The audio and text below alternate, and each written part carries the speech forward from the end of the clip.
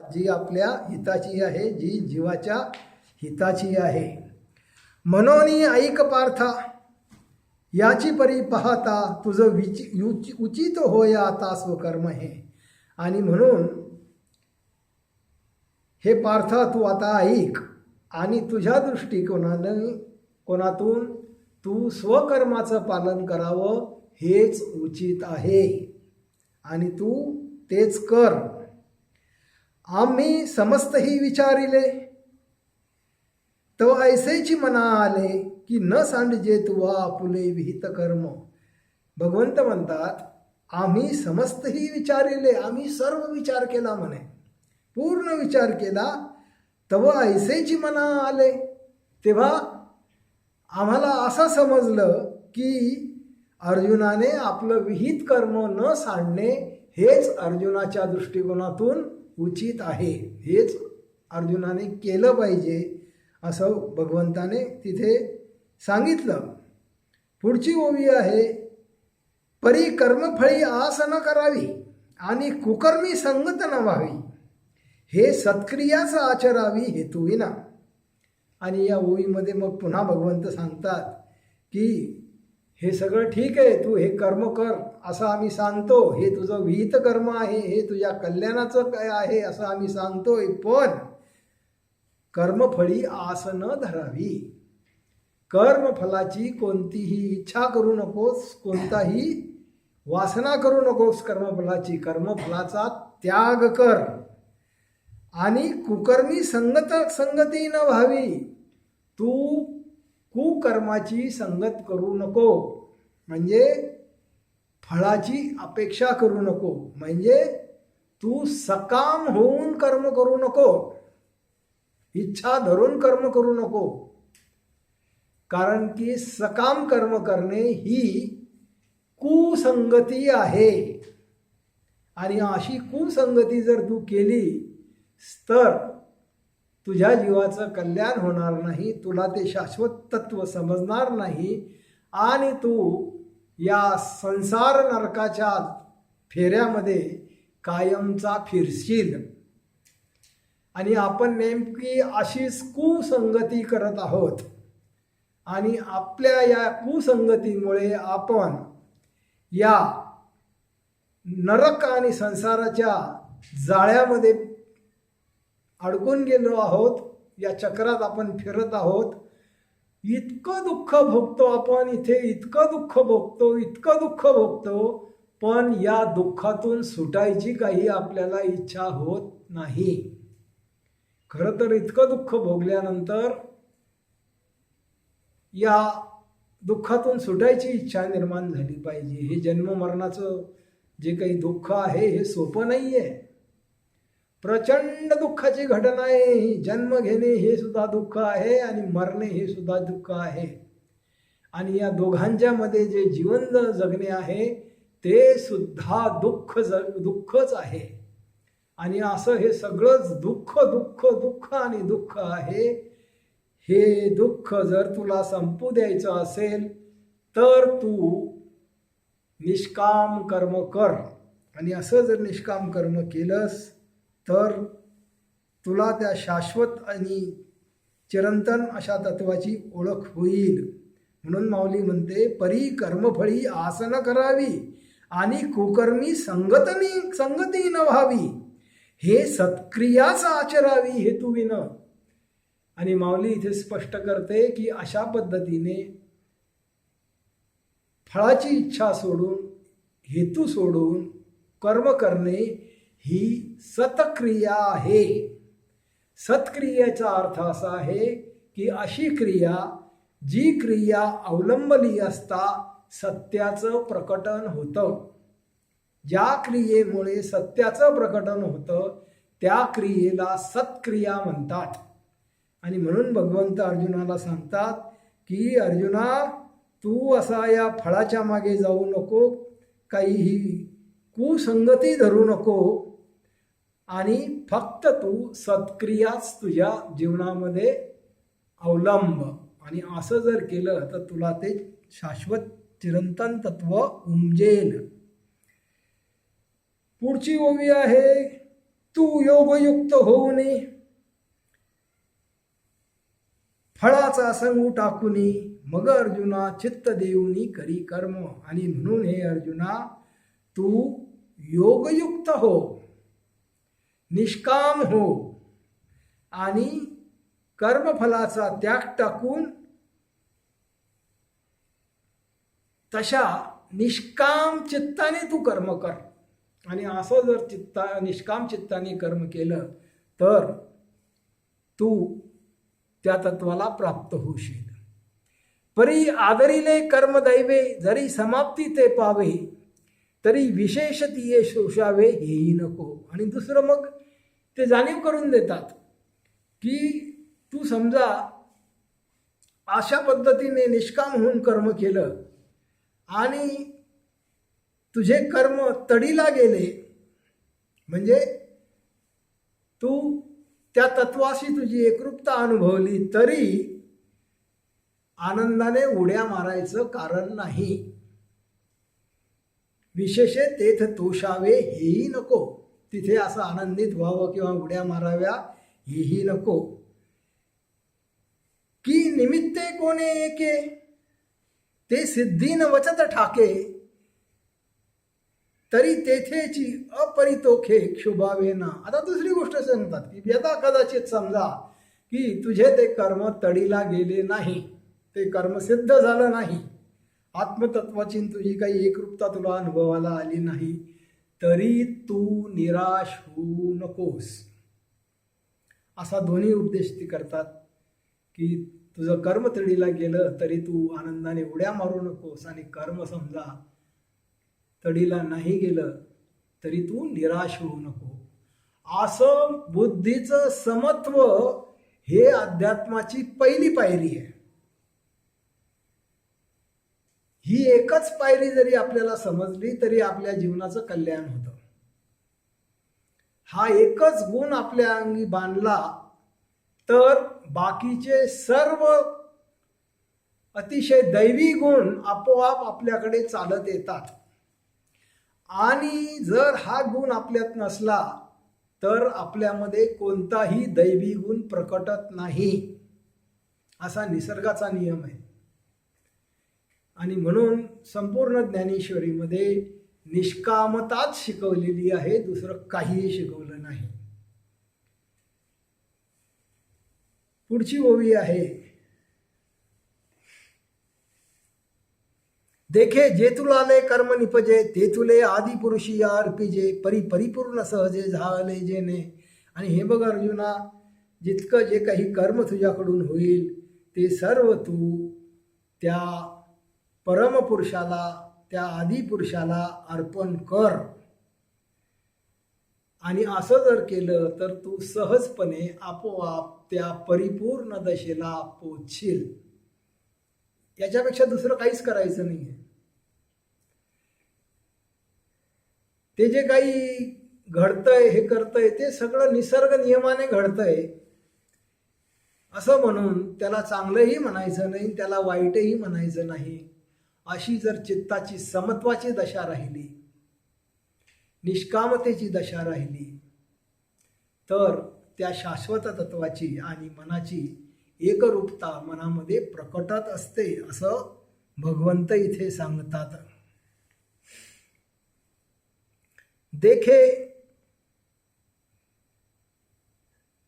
संतासंत कर्मी हे जे सारसपणे मनोधर्मी तेच योगस्थिती उत्तमी प्रशंसिजे. आणि बघ, हे जे काही एखाद्या घटनेमुळे आपल्या ठिकाणी संतोष किंवा निराशा किंवा दुःख निर्माण होते, या परिस्थितीमध्ये जर तू मनाचं समत्व तसं टिकवलं, तुझं मन समजेतून पाहिजे, ते बळजबरीने समजलं पाहिजे की मी जर प्रतिक्रिया केली तर मी अडकतो, मी जर नाटक केलं तर मी अडकतो. हे समजायला पाहिजे की मी जर आनंदी झालो तर मी अडकणार किंवा मी निराश झालो तर मी अडकणार. अशा समजेतून समत्वात आणि शांत आणि स्थितप्रज्ञासारखं राहता आलं पाहिजे. असं जे मन राहतं त्या मनाला ते शाश्वत तत्व उमजून जातं असा नियम आहे. आणि म्हणून आता शेवटची ओवी येते या श्लोकावरची. अर्जुना समत्व चित्ताचे तेच सार जाण योगाचे, जेथ मन आणि बुद्धीचे ऐक्य अथी. पहा किती महत्वाची ओवी आहे ही. अशा शेकडो ओव्या आहेत ज्ञानेश्वरीमध्ये की ज्याच्यातली एक जरी ओवी समजली तरी तुम्हाला त्या शाश्वताचा साक्षात्कार झाल्याशिवाय राहत नाही. एक ओवी समजली पाहिजे की संपलं काम. तशी ही ओवी आहे. अर्जुना समत्व चित्ताचे तेच सार जाण योगाचे, जेथ मन आणि बुद्धीचे ऐक्य अथी. असं चित्ताचं समत्व हेच योगाचं सार आहे. संस्कृतमध्ये श्लोक येतो, समत्वम योग उच्यते. परमेश्वरासाठी एकरूप होण्यासाठी काहीही करावं लागत नाही. तुम्हाला जे सांगितलं गेलेले पूजा करा, प्रार्थना करा, अमुक करा, ढमुक करा, टमुक करा, आणि मग तुम्ही ते सकाम होऊन करता. असं सकाम होऊन जर केलं तर ती कुसंगती झाली. आणि मग कुसंगत झाली तर परमात्म तत्व कधीच अनुभवाला येत नाही. आणि म्हणून परमात्म तत्व आपल्या अनुभवाला येत नाही. आपण आपली चूक सुधारावी लागेल. आपण आपला स्वभाव बदलावा लागेल. आपलं मन बदलावं लागेल. आपल्या वृत्ती बदलाव्या लागतील. असं केल्याशिवाय ते शाश्वत तत्व अनुभवाला येत नाही म्हणजे नाही. तुम्ही लाख वाऱ्या करा, लाख पूजा करा, अब्जोक जप करा, कितीही प्रार्थना करा आणि कितीही स्तुती करा, काही होणार नाही. तुमचं मन निष्काम झालं पाहिजे. तुमचं मन समत्वात प्रस्थापित झालं पाहिजे. निर्विकल्प निरीक्षणामध्ये तुमचं मन प्रस्थापित झालं की त्या तत्वाची अनुभूती आपोआप येते. आणि म्हणून इथे ओवी येते, अर्जुना समत्व चित्ताचे तेच सार जाण योगाचे, जेथ मन आणि बुद्धीचे ऐक्य अथी. आणि मग तिथे तुला त्या शाश्वत तत्वाशी एकरूपता अनुभवाला येईल. तो बुद्धियोग विवरिता बहुत पाडे पार्था, दिसे हा अरुता कर्म भागू. आणि असा हा जो काही बुद्धियोग किंवा कर्मयोग आहे त्याचं अनेक प्रकारे जरी आपण चिंतन केलं, विविध प्रकारे जरी विचार केला तर हा थोडासा वरवरचा असा दिसतो, स्थूल असा दिसतो ज्ञानमार्गापेक्षा. पण हा सुद्धा तिथेच जाऊन पोहोचतो जिथे ज्ञानमार्ग पोहोचतो. पण त्याच्यासाठी कर्ममार्गातही ज्ञानमार्गाचं प्रकटन झालं पाहिजे. ज्ञानमार्गाने जशी आपली बुद्धी बदलली तशी कर्ममार्गातही पुन्हा ज्ञानमार्गातील तत्व समजूनच ते ज्ञानमार्गातील तत्वच कर्ममार्गाला लावायचं. आणि कर्म केलं, तसं कर्म केलं ज्ञानमार्गातील तत्व समजून घेऊन, तरी कर्ममार्गानेही त्या शाश्वत तत्वाची अनुभूती येऊ शकते असं माऊली इथे सांगते. तो बुद्धियोग विवरिता बहुते पाडे पार्था, दिसे हा अरुथा कर्मभावू. परी तेची कर्म आचरिजे, तरीच हा योग पाविजे. जे कर्म शेष सहजे योग स्थिती, पण ते कर्म निष्काम असलं पाहिजे तरच हा योग घडतो आणि सहज ती योग स्थिती प्राप्त होते. म्हणून बुद्धियोगी सदरू तेथ अर्जुना होई स्थिरू, मने करी अव्हेरू फळ येतुचा. आणि म्हणून जो बुद्धियोगाने मार्गक्रमण करतो, जो कर्मयोगाने मार्गक्रमण करतो, तो काय करतो तर अर्जुना तो त्या निष्कामपणामध्ये स्थिर होतो. तेथ अर्जुना होई स्थिरू. तो तसा त्या निष्कामपणात स्थिर होतो. मने करी अव्हेरू फळ हेतूचा, आणि फळाची इच्छा अजिबात धरत नाही, असा तो निष्काम होतो. जे बुद्धियोगा योजिले तेची पारंगत जाहले, इही उभयबंदी सांडिले पाप पुण्य. आणि असा जो बुद्धियोग आचरतात, असा जे निष्काम कर्मयोग आचरतात, तेची पारंगत झाले, तेच पारंगत होतात आणि त्या तत्वाशी एकरूप होतात. इही उभयबंदी सांडिले पाप पुण्य. आणि असं जे काही समत्वात स्थिर झालेलं मन आहे, ते मन पाप पुण्याच्या दोन्ही कल्पना सांडून जातात. त्यांच्यासाठी पाप आणि पुण्य काहीच फरक नसतो. त्यांच्यासाठी जन्म आणि मरण काहीच फरक नसतो. त्यांच्यासाठी ब्राह्मण आणि चांडाळ काहीच फरक नसतो. अशी त्यांच्या मनाची समत्वाची स्थिती होणे हे सार आहे. इतकंच सार आपल्याला समजून घ्यायचं आहे आणि हे सार आपल्या जीवनामध्ये आपल्याला उतरवायचं आहे. ते पूजा प्रार्थना करण्याला काहीच अर्थ नाही. जर तुम्ही तुमचं मन असं समत्वात जात नसेल, स्थिर होत नसेल, तर त्या सकाम पूजा प्रार्थनेला शून्य मार्क आहेत. आणि असं शून्य मार्क मिळवायचं काम आपण गेले अनेक जन्म करत आहोत, आणि म्हणून आपण जन्म मरण्याच्या फेऱ्यात आहोत. आणि मग पुढची ओवी येते, ते कर्मी तरी वर्तती परी कर्मफळा नातळती, आणि यातायाती न लोपती अर्जुना तया. ते माऊली सांगते की असं कर्मामार्गे ते वर्ततात, कर्म करतात, परी कर्मफळा नातळती.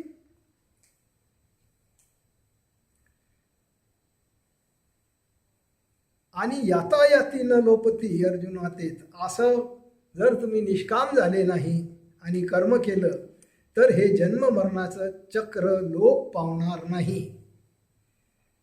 मग निरामय भरित पावती पद अच्युत, ते योग बुद्धियोगयुक्त धनुर्धरा. पण जे लोक निष्कामपणे कर्म करतात, ते निरामय भरित असं पद पावतात, आणि त्यांनाच मी बुद्धियोगयुक्त असं म्हणतो. असं ते बुद्धियोगाचं किंवा कर्मयोगाचं वर्णन करतायत.